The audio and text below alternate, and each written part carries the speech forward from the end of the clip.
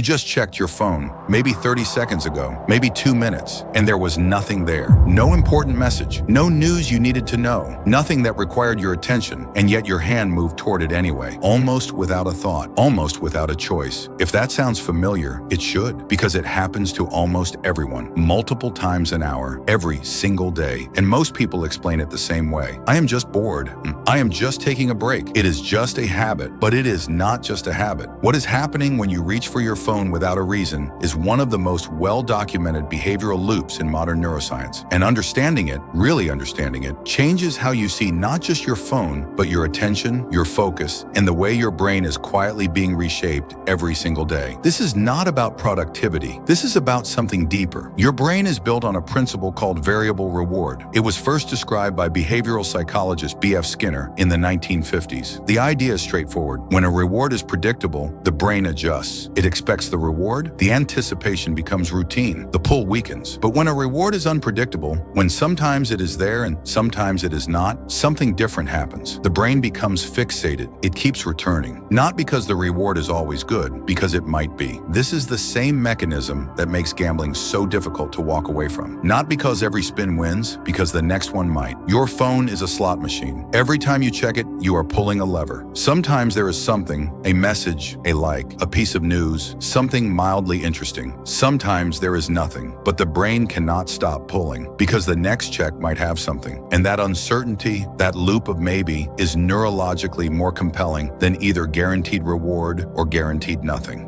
The apps on your phone are not designed by accident. The teams behind them have studied this mechanism in detail. The variable notification schedule, the infinite scroll with no natural stopping point, the like count that updates unpredictably. These are not features. They are precision instruments for triggering the variable reward loop, designed to keep you returning, designed to keep you checking. And they work because they are working with your neurology, not against it. You are not weak for falling into this loop. You are human. But here is what most people do not know. Every time you complete the loop, every time you feel the urge to check and you check, the pathway gets stronger. The brain registers. I felt the urge. I acted on the urge. Something happened, even if it was nothing. And it files that as a completed circuit, worth repeating. Over weeks, over months, over years, the circuit becomes automatic. The urge and the action collapse into a single reflex. You are not deciding to check your phone anymore. You are executing a reflex. And here is where it becomes more serious than just distraction. The brain is plastic.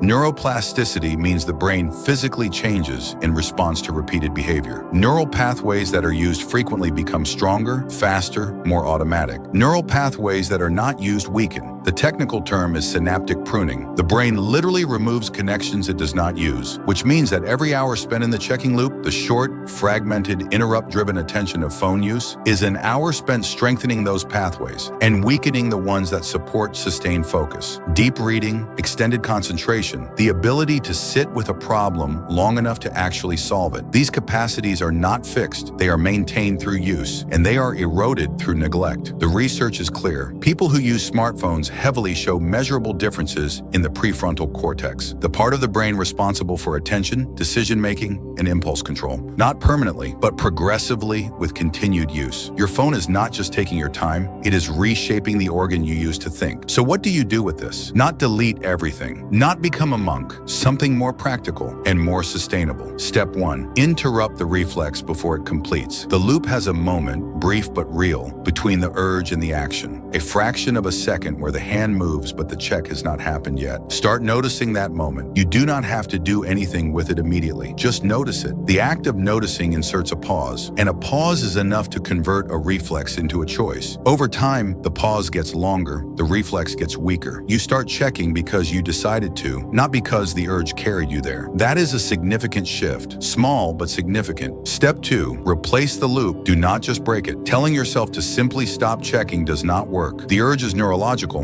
It will return. What works is giving the urge somewhere else to go. When you feel the pull toward your phone and there is no real reason to check, redirect to something physical. Stand up, drink water, look out the window for 30 seconds, take 3 slow breaths. Not as a productivity hack, as a neurological interrupt. You are teaching the brain that the urge does not have to end with the phone, that the loop can close differently, and every time it closes differently, the original pathway weakens slightly. Repeat it enough, the reflex changes. Step Step 3. Create phone-free windows with clear boundaries. Not all day, specific windows. The first 30 minutes after waking, before the phone enters the picture, the last 30 minutes before sleep, after the phone has been put away. 1 hour of focused work with the phone in a different room, not just face down. Research shows that the mere presence of a phone on a desk, even face down and silent, reduces available cognitive capacity. The brain is allocating resources to resist checking it. Physical distance is not a metaphor. It is a functional intervention. Step 4. Audit what you are actually getting. Most people assume their phone use is roughly justified, that they are checking because there is usually something worth checking. For one day, just one, notice every time you pick up your phone. Notice what you were looking for. Notice what you found. Notice how you felt after. Most people discover that the majority of their checks return nothing of value, and that the cumulative feeling of the checking loop is not satisfaction. It is a low-grade restlessness, a background noise that does not resolve. That discovery, felt personally, not read about, is one of the most powerful motivators for change, because it shifts the frame from discipline to preference. You are not restricting yourself. You are choosing not to do something that was not actually serving you. Your brain is not broken. It was trained by systems specifically designed to train it in this direction, and what was trained can be retrained, not instantly, not without friction, but progressively, with patience and with deliberate practice. The capacity for deep focus that feels distant right now is not gone. It is dormant. And every time you pause before checking, every time you redirect the urge, every time you protect a window of undivided attention, you are waking it back up. One interrupted reflex at a time. That is worth doing, not for productivity, for the quality of your own thinking, for the ability to be fully present in the moments that actually matter, for the version of your mind that is capable of more than the loop allows. Start with one window tomorrow morning. 30 minutes, no phone, just you and whatever the day actually holds. See what that feels like. And I am rooting for you, even from afar.